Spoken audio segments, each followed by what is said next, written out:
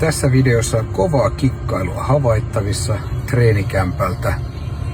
Tätä kaveria kovasti kiinnosti tämä minun autoni. Ja tätä toistakin he tulivat sitä pällistelemään ja hän ei malttanut olla koskematta. Hän ei ilmeisesti tajunnut, että tässä autossa on nämä kamerat.